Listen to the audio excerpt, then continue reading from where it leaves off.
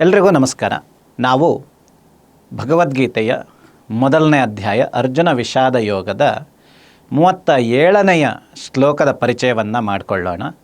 ಶ್ಲೋಕ ಹೀಗಿದೆ: ಯದ್ಯಪ್ಯೇತೇನ ಪಶ್ಯಂತಿ ಲೋಭೋಪಹತ ಚೇತಸಃ ಕುಲಕ್ಷಯಕೃತಂ ದೋಷಂ ಮಿತ್ರದ್ರೋಹೇ ಚ ಪಾತಕಂ. ಲೋಭೋಪಹತ ಚೇತಸಃ, ಆ ಲೋಭದಿಂದ ಆ ಚೇತಸ್ ತಮ್ಮ ಮನಸ್ಸಿರಬಹುದು ಅಥವಾ ಹೃದಯ ಇರಬಹುದು, ಆ ತಮ್ಮ ಚೇತನ ಅಂದರೆ ತಮ್ಮನ್ನೇ ಈ ಲೋಭದಲ್ಲಿ ಯಾರು ಮುಳುಗಿಸಿಕೊಂಡಿದ್ದಾರೋ, ಅಂದರೆ ಯಾರು ಈ ಧಾರ್ತರಾಷ್ಟ್ರರು ಅಥವಾ ಬಾಂಧವರು ಅಂತ ಅನ್ನಿಸ್ಕೊಂಡವರು ಈ ದುರ್ಯೋಧನನ ಪರವಾಗಿ ಹೋರಾಡಲಿಕ್ಕೆ ಬಂದಿದ್ದಾರೆ, ಇವರೆಲ್ಲ ಆ ರಾಜ್ಯದ ಲೋಭದಿಂದ ಇವರು ಪೀಡಿತರಾಗಿದ್ದಾರೆ. ಈ ಕಡೆ ನಾನು ಇಂತಹ ಬಾಂಧವರನ್ನು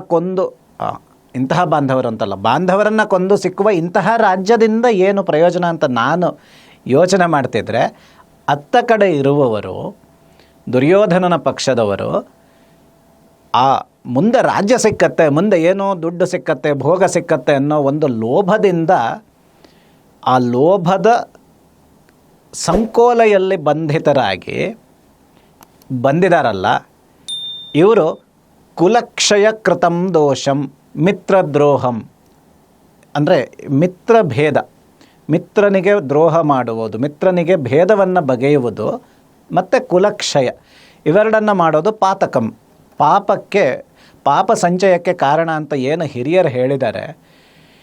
ಇವರಿಗಿದು ಯಾವುದರ ಗೊಡವೆಯೂ ಇಲ್ಲ, ಇದು ಯಾವುದರ ಗಣನೆಯೂ ಇಲ್ಲ, ಇವರದನ್ನು ಏನೂ ನೋಡ್ತಾನೇ ಇಲ್ಲ. ಎಲ್ಲರೂ ಬಂದಿದ್ದಾರೆ ಈ ಲೋಭದಲ್ಲಿ ಮುಳುಗಿ ಎಲ್ಲರನ್ನು ಕೊಲ್ಲೋಣ ಅಂತ ನೋಡ್ತಿದ್ದಾರಲ್ಲ, ಇವರನ್ನು ನೋಡು ಕೃಷ್ಣ, ಒಂದು ಸರ್ತಿ ನೋಡಿ ಏನಾದರೂ ಮಾಡು, ಈ ಲೋಭ ಒಳ್ಳೆಯದಲ್ಲ ಅಂತ ಏನಾದರೂ ಹೇಳ್ತೀಯಾ ಅನ್ನೋ ರೀತಿಯ ಭಾವನೆಯೂ ಇದೆಯೇನೋ ಅರ್ಜುನನಿಗೆ. ಆದರೆ ಆತ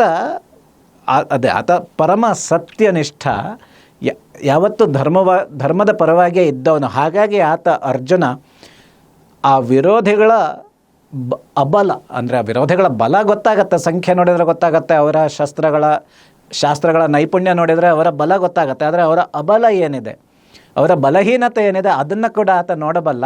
ಇವರನ್ನು ನೋಡು ಅಂತ ಅರ್ಜುನ ಹೇಳ್ತಿದ್ದಾನೆ. ಈ ಜನ ಯಾವ ಕೆಲಸ ಮಾಡೋಕ್ಕೂ ಹೇಸೋದಿಲ್ಲ ಅನ್ನೋ ಒಂದು ಜಿಗುಪ್ಸೆಯ ಭಾವನೆ ಕೂಡ ಆತನಿಗಿದೆ. ಹಾಗಾಗಿ ಇಂಥವರನ್ನು ಕೊಲ್ಲಲೇಬೇಕು ಅನ್ನೋ ಒಂದು ಅನುಮಾನವೂ ಇದೆಯೇನೋ, ಅನ್ನೋ ಒಂದು ಭಾವನೆಯೂ ಇದೆಯೇನೋ.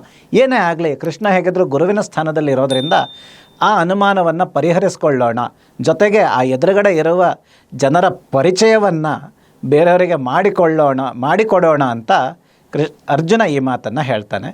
ಇದಾಗಿತ್ತು ಈ ಶ್ಲೋಕದ ಪರಿಚಯ. ಎಲ್ರಿಗೂ ನಮಸ್ಕಾರ.